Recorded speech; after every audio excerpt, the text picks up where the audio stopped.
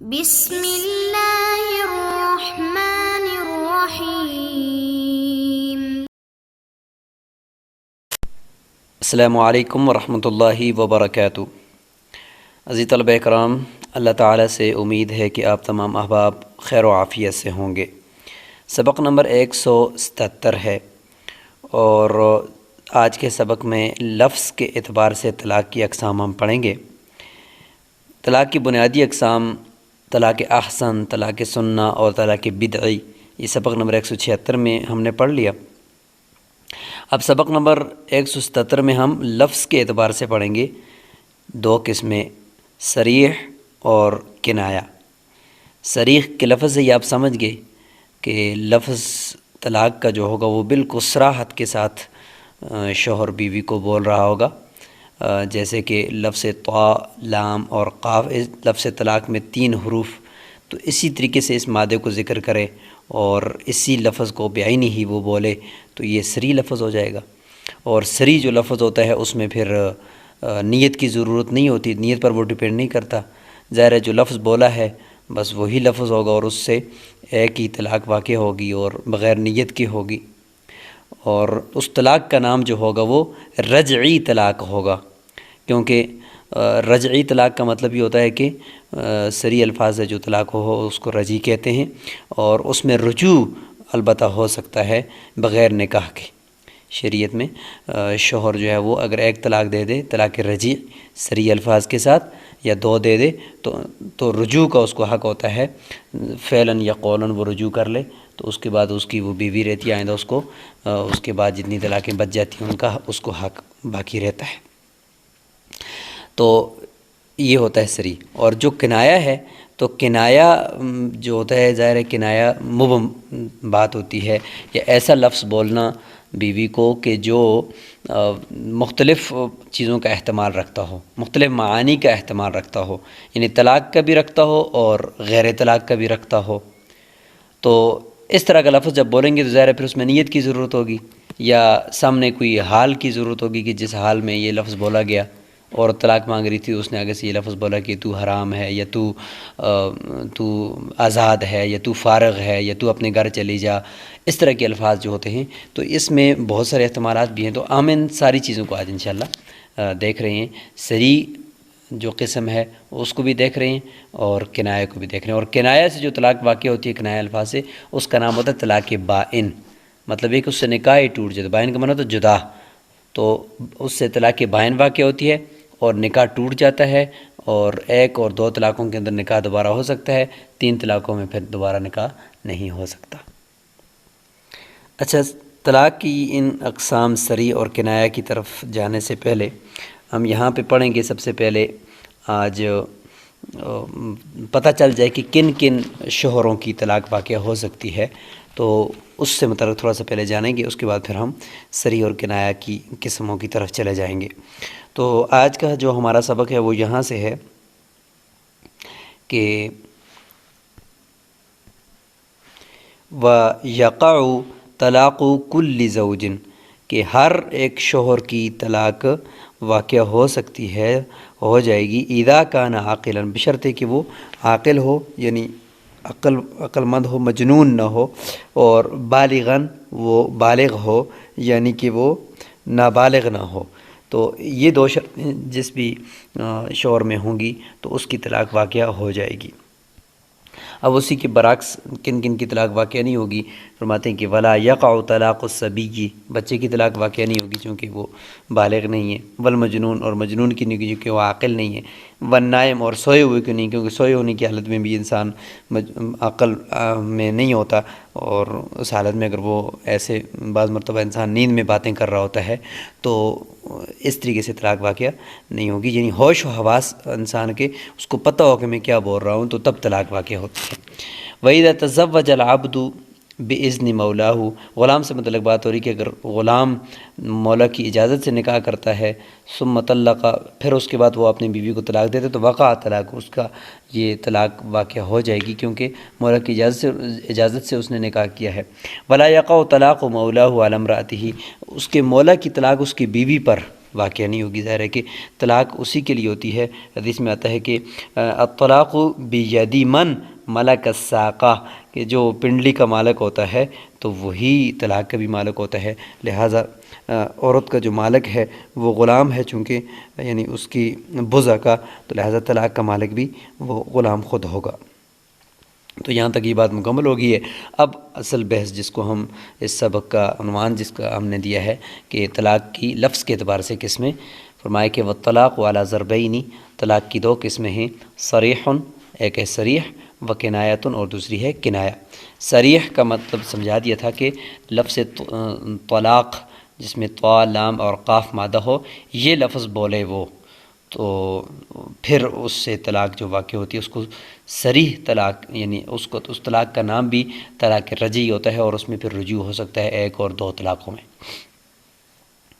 فالصریح آگے الفاظ مثالیں دے گا، انت طالق، جیسے کہ انت طالق دیکھیں، و مطلقۃ،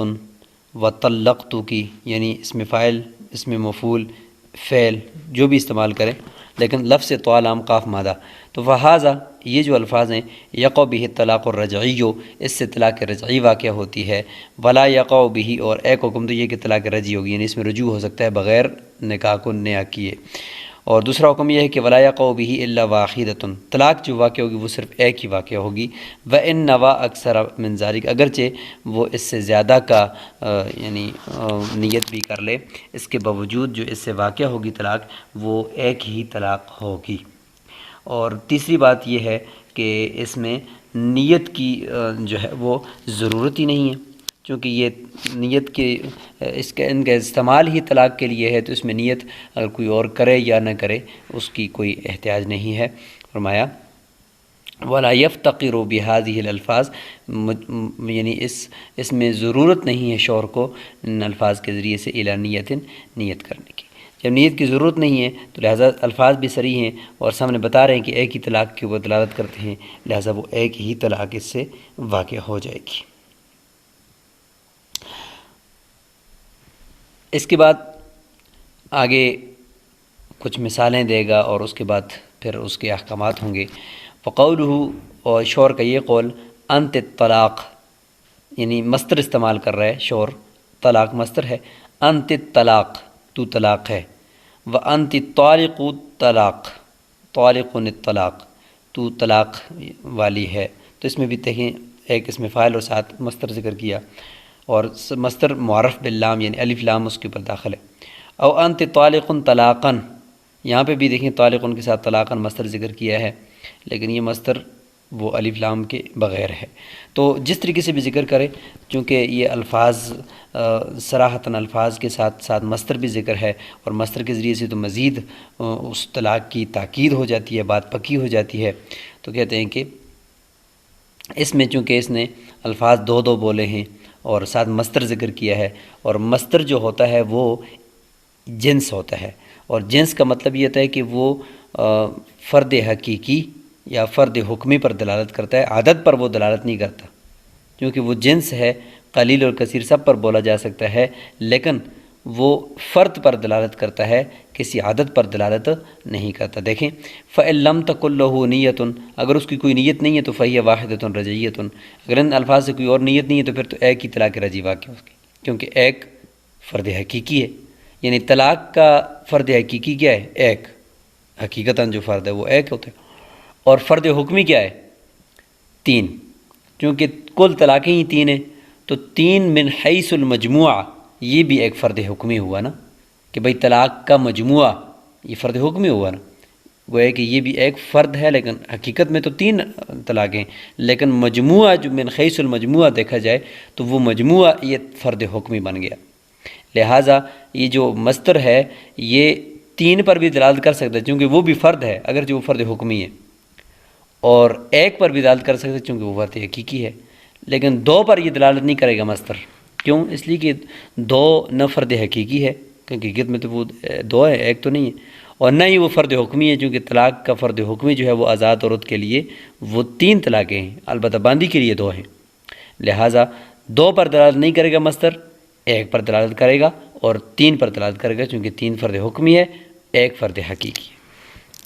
وَإِن نَوَا سِنْتَيْنِ اگر دو کی نیت کرتا ہے لا یقع الا واحدہ صرف ایک ہی طلاق واقع ہوگی، دو پر یہ مصدر دلالت نہیں کرے گا۔ اگر دو کی نیت کرتا ہے شوہر تو دو طلاقیں واقع اس سے نہیں ہوں گی۔ فَإِن نَوَا بِهِ ثَلَاثًا اگر تین کی نیت کرتا ہے کانا ثلاث تین واقع ہو جائیں گی۔ امید ہے کہ آپ اس بات کو سمجھ چکے ہوں گے۔ یہ یہاں تک بات مکمل ہو چکی ہے صریح طلاق کی، صراحتاً طلاق صریح الفاظ کے ساتھ دینا، طلاق رجعی واقع ہوگی اور ان کے الفاظ سے متعلق بات ہوگی۔ اب آتے ہیں کنایہ کی طرف۔ والضرب الثانی الکنایات، دوسری قسم ہے کنایات کی، وہ الفاظ جو ذو معنیین ہوں، دو معنی پر دلالت کریں، ایک معنی اس کا طلاق بھی لیا جا سکتا ہو اور دوسرا کوئی طلاق کے علاوہ بھی لیا جا سکتا ہو۔ تو ظاہر ہے کہ اس طرح کے الفاظ میں تو پھر کوئی ظاہری دلالت ہونی چاہیے کہ جس سے ہم طلاق مراد لیں، یا تو شوہر کی نیت ہونی چاہیے، یا پھر یہ ہے کہ بیوی کی طرف سے طلاق کا مطالبہ ہو رہا ہو اور اس کے جواب میں بولے جائیں، یا یہ کہ غصہ اور لڑائی جھگڑا چل رہا تھا اس دوران بولے جائیں، تو پھر ان دلالت سے ہمیں پتہ چلے گا کہ یہ طلاق ہی کے لیے بولے گئے ہیں، ورنہ اس سے کوئی اور معنی بھی ہوتا ہے۔ تو اس لیے نیت کا بہرحال اس میں عام حالات کے اندر نیت کی اس میں ضرورت پڑتی ہے۔ ولا یقع بہا طلاق، ان الفاظ سے طلاق واقع نہیں ہوتی الا بالنیہ مگر نیت کے ساتھ، او بدلالت حالا یا دلالت حال کی وجہ سے،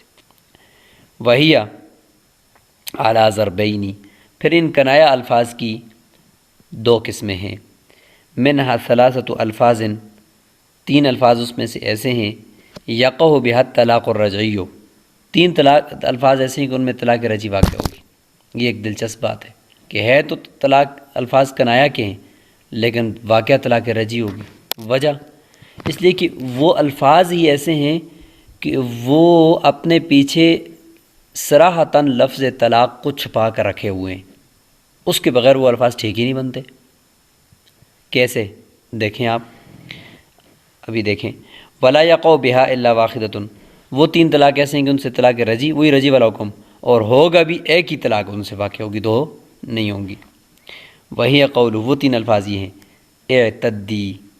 واستبرئی رحمکی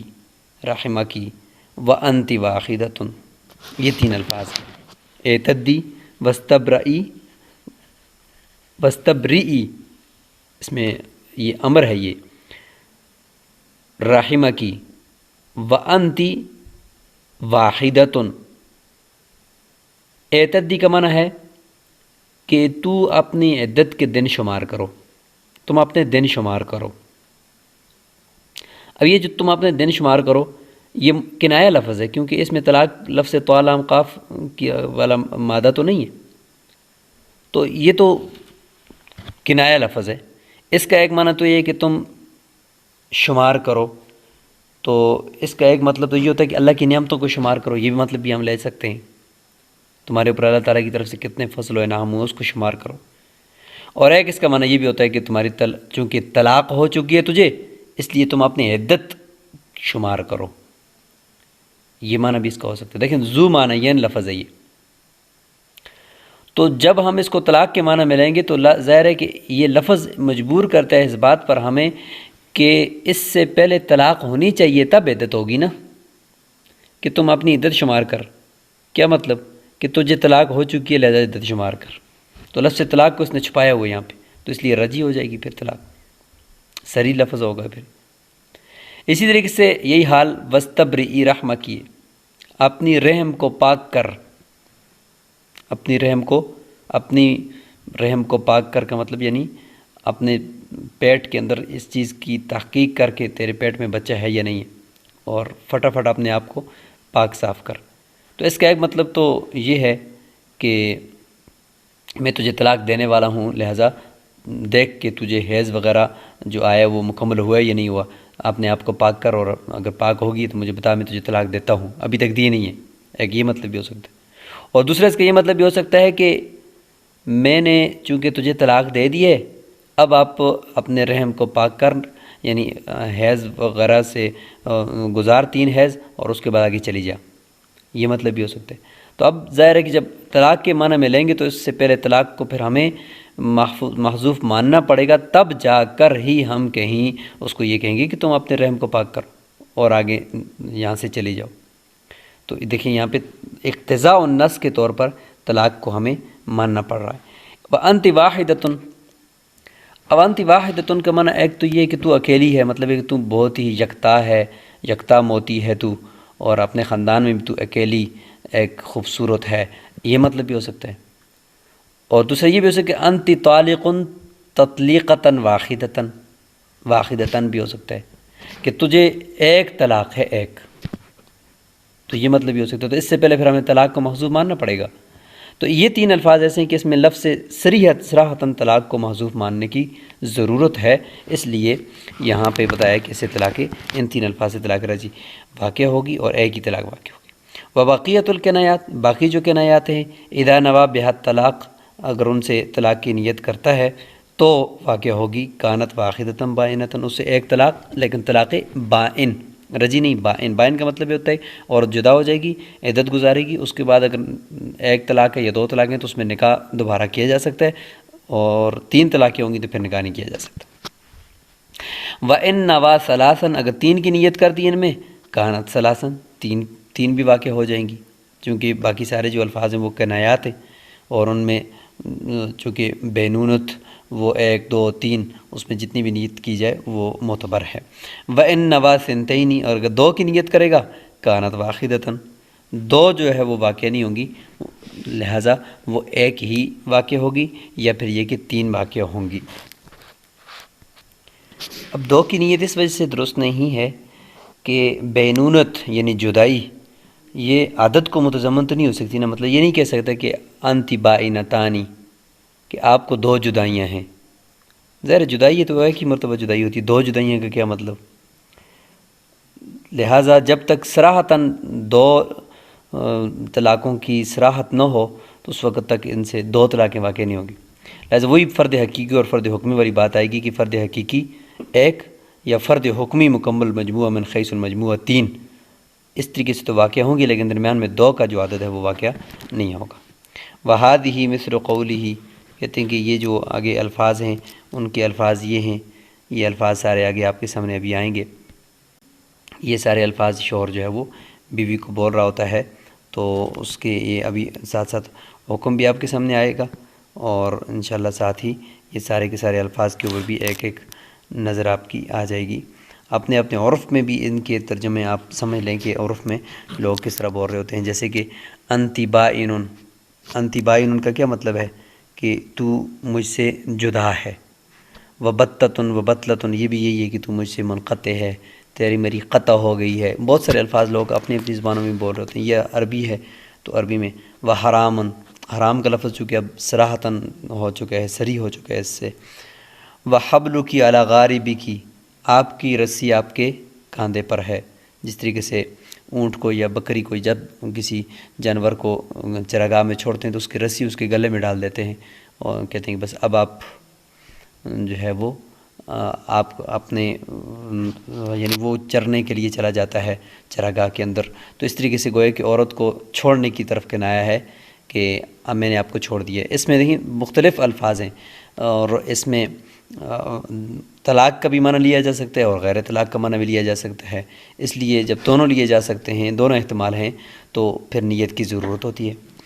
والحقی بأہلکی، اپنے گھر والوں کے ساتھ لاحق ہو جاؤ، اور یعنی اپنے گھر والوں کی طرف چلی جا اور اس کے ساتھ جا کر مل جا۔ وخلیۃن، اور تو بالکل مجھ سے کیا ہے یعنی خالی ہے کا مطلب کہ تیرا میرا راستہ جو ہے وہ جدا ہو چکا ہے۔ وہ بریۃن، تو مجھ سے بری ہے۔ ووہبتک لأہلکی، میں نے تجھے اپنے تیرے گھر والوں کو گفٹ کر دیا ہے۔ تو اس کا ایک مطلب تو یہ ہو سکتا ہے کہ میں نے یعنی جو ہے وہ سب کچھ جو ہے وہ تجھے معاف کر دیا ہے، اس طرح بھی اس کا معنی ہو سکتا ہے، اور یہ بھی ہو سکتا ہے کہ میں تجھے گھر والوں کی طرف چند دنوں کے لیے بھیج دیا ہے، اس طرح کا الفاظ بھی ہو سکتے ہیں، اور یہ بھی ہو سکتا ہے کہ تجھے طلاق ہے۔ وسرحتک، اور میں نے تجھے چھوڑ دیا۔ واختاری،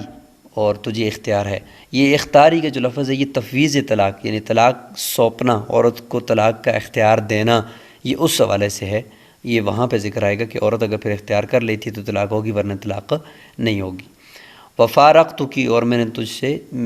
تجھ سے جدا ہو گیا ہوں۔ وانت حرۃ، اور تو آزاد ہے۔ وتقنعی واستتری، اس کا معنی دونوں کا ایک ہی ہے کہ تم چھپ جاؤ، یعنی پردہ اختیار کرو اور اپنی چادر لٹکا لو۔ تقنعی اس کا معنی بھی یہ ہوتا ہے کہ تم ستر کرو، تم میری اب غیر محرم ہو، تم میری محرم نہیں ہو۔ اور اس کا یہ مطلب بھی ہو سکتا ہے کہ شرعی پردہ شروع کرو، خدا کی بندی کیا کر رہی ہو۔ تو ان دو ذو معنیین الفاظ ہیں، لہذا نیت کی ضرورت ہوگی یا یہ کہ حال، دلالت حال کی ضرورت ہوگی، پھر جا کر ان سے طلاق واقع ہوگی۔ وغربی، اور تم جو ہے وہ کیا ہو جاؤ، مجھ سے دور ہو جاؤ، اجنبی ہو جاؤ۔ وابتغ الازواج، جاؤ کوئی اور خامدوں کو ڈھونڈو، میری ضرورت آپ کو نہیں ہے۔ اس طرح کے الفاظ جو بولتے ہیں، کہتے ہیں کہ فَإِن لَمْ يَكُن لَهُ نِيَّةُ الطلاق، اگر طلاق کی نیت نہیں ہے، لم یقع بهذا الالفاظ طلاق، ان الفاظ سے طلاق واقع نہیں ہوگی۔ ہاں الا ان یکونا فی مذاکرۃ الطلاق، الا ان یکونا فی مذاکرۃ الطلاق، الا یہ کہ یہ الفاظ جو ہیں وہ مذاکرہ طلاق میں بولے جائیں، یعنی عورت طلاق مانگ رہی تھی اور اس نے یہ الفاظ بول دیے، پھر تو ٹھیک ہے۔ اور یہ ہے کہ یکونا کا مطلب یہ ہے کہ دونوں وہ مذاکرہ طلاق میں تھے، اور اس دوران جو ہے وہ میاں بیوی آپس میں مذاکرہ کر رہے تھے طلاق کا، بیوی مانگ رہی تھی طلاق اور شوہر نے اس کے الفاظ میں یہ الفاظ ان میں سے کوئی ایک بول دیا، تو پھر اس سے بغیر نیت کے بھی طلاق واقع ہو جائے گی۔ فیقع بہا الطلاق فی القضاء، قضاءً پھر اس سے طلاق واقع ہوئی۔ قضاءً کا مطلب کہ قاضی کے سامنے جب فیصلہ جائے گا، تو جب یہ سچویشن ہوگی کہ بیوی نے طلاق مانگی یا اس نے کہا کہ تم ایسے ہو ایسے، اس نے غصے میں آ کر آگے سے یہ الفاظ بول دیے، تو اس سے طلاق واقع ہو جائے گی۔ ولا یقع فیما بینہ و بین اللہ تعالیٰ، یعنی دیانتاً جو ہے وہ طلاق ان سے واقع تو نہیں ہوتی، لیکن جب فیصلہ سنایا جائے گا تو فیصلے میں یہ طلاق ان سے واقع ہو جائے گی۔ الا ان ینویہ، دیانتاً تو یہی ہے کہ ان الفاظ میں نیت بہرحال ضروری ہے۔ وَإِن لَمْ يَكُونَا فِي مُذَاكَرَةِ الطلاق، اگر میاں بیوی مذاکرہ طلاق میں نہیں تھے، وَكَانَ فِي غَضَبٍ، جب مذاکرہ طلاق میں نہیں تھے تو دوسری حالت کیا تھی، غصے میں تھے، طلاق کا مذاکرہ نہیں چل رہا تھا، کوئی طلاق کی کوئی بات نہیں چل رہی تھی، کوئی عنوان نہیں تھا، غصے میں تھے دونوں، اور خصومتاً یا لڑائی جھگڑا ہو رہا تھا میاں بیوی کا آپس میں، تو کہتے ہیں کہ پھر کیا ہوگا، پھر بھی ان الفاظ سے طلاق واقع ہو جائے گی۔ کہتے ہیں کہ ظاہر ہے کہ غصے میں اور جھگڑے میں زیادہ تر گالم گلوچ چل رہی ہوتی ہے نا، ایک دوسرے کو گالی دے رہے ہوتے ہیں، تو ان الفاظ میں سے وہ الفاظ جو گالی پر دلالت کرتے ہیں تو ان الفاظ سے پھر طلاق واقع نہیں ہوگی، ہم یہ کہیں گے اس سے گالی مراد تھی۔ اور وہ الفاظ جو گالی پر دلالت نہیں کرتے، جو ہمیشہ کسی کے جواب میں، یعنی عورت کے جواب کے اوپر ہی دلالت کرتے ہیں کہ بھئی عورت نے طلاق مانگی ہوگی، اس کے جواب میں شوہر نے یہ کہا ہوگا، اسی پر ہی دلالت کرتے ہیں وہ الفاظ، ان الفاظ میں سے، تو ان سے طلاق واقع ہو جائے گی، پھر اس غصے کی حالت میں بھی اور اس جھگڑے کی حالت میں بھی۔ دیکھیں کہتے ہیں وقع الطلاق بکل لفظ، ہر اس لفظ سے طلاق واقع ہوگی، لا یقصد بها السب والشتیمہ، جس سے سب و شتم یعنی لڑائی میں گالم گلوچ، جس سے قصد اس کا نہ کیا جا سکتا ہو، ایسے لفظ ہیں جیسے کہ تو جو ہے وہ تقنعی، تو پردہ کر، وستتری، اس طرح کے الفاظ میں۔ اب اس میں گالم گلوچ تو نہیں ہے، اس میں تو اگر اس کو یہ لفظ بولا بھی ہے، یا والحقی باہلہ کی، اپنے گھر والوں کی طرف ملحق ہو جا، تو اس میں تو اور کوئی بھی مراد نہیں لیا جا سکتا۔ اس طرح کے سچویشن کے اندر گالم گلوچ بھی اس سے قصد نہیں ہوتی، تو پھر اس سے طلاق ہی ہوگی۔ اور ولم یقع بما یقصد بہ السب والشتیمہ، کہتے ہیں کہ ایسے الفاظ جس میں گالی گلوچ بھی مراد لی جا سکتی ہے، حرام کا لفظ ہے، اور اس طریقے سے اور بہت سارے الفاظ اپنے عرف میں لوگ بولتے ہیں، تو ان سے چونکہ گالی بھی مراد لی جا سکتی ہے، تو ہم یہ کہیں گے کہ یہ گالی دے رہا تھا۔ البتہ اگر وہ کہتے کہ نہیں میری طلاق کی نیت تھی ان الفاظ سے، تو پھر وہ جو گالی کے اوپر دلالت کرنے والے الفاظ ہیں نا، ان سے بھی طلاق واقع ہو جائے گی، چونکہ نیت آ گئی، تو طلاق کی تو احتمال تو ویسے بھی رکھتے تھے۔ تو کنایہ الفاظ کے بارے میں آپ کو خلاصہ سمجھا دیا جائے، وہ یہ ہے کہ کنایہ الفاظ میں ایسا ہوتا ہے کہ وہ الفاظ طلاق کی بھی دلالت کے پر بھی دلالت کرتے ہوں اور غیر طلاق کے معنی پر بھی دلالت کرتے ہوں تب جا کر ان سے نیت کی صورت میں یا دلالت حال کی صورت میں طلاق واقع ہوتی ہے۔ اگر وہ طلاق کے معنی پر دلالت ہی نہیں کرتے، کسی اور معنی پر دلالت کرتے ہیں، تو ان الفاظ سے پھر طلاق واقع نہیں، ان کو ہم کنایہ الفاظ، طلاق کے کنایہ الفاظ میں لے کر ہی نہیں آئیں گے۔ یہ ایک اصول آپ اپنے ذہن میں رکھیے گا۔ آگے یہ کہ طلاق رجی ہے، لیکن اس کو اگر موصوف کر دیا ذرا زیادتی کے ساتھ تو پھر وہی رجی طلاق بائن بھی بن جاتی ہے، اور اس میں پھر نیا نکاح کرنا پڑتا ہے۔ جیسے دیکھیں وَإِذَا وَصَفَ الطَّلَاقَ بِضَرْبٍ مِّنَ الزِّيَادَةِ،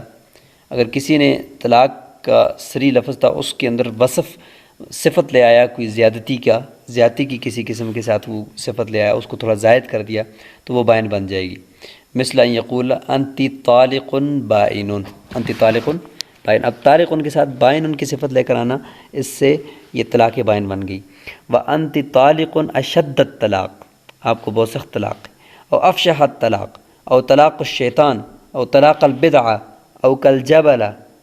پہاڑ جتنی طلاق، او مل البیت،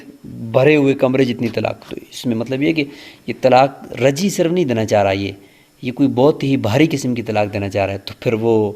کنایہ ہی وہ بائن ہی ہو سکتی ہے، وہ رجی نہیں ہو سکتی۔ لہٰذا یہی طلاق رجی کے الفاظ تھے، لیکن اس صفت کی وجہ سے یہ طلاق بائن بن جائیں گے۔ اور بائن کا حکم یہ ہوتا ہے کہ پھر نکاح دوبارہ کرنا پڑتا ہے اگر پہلے ایک یا دو طلاقیں ہوں، لہٰذا رجی کے اندر بغیر نکاح کے جو رجوع ہوتا ہے وہ والی صورت پھر یہاں پہ نہیں ہوگی۔ السلام علیکم ورحمۃ اللہ وبرکاتہ۔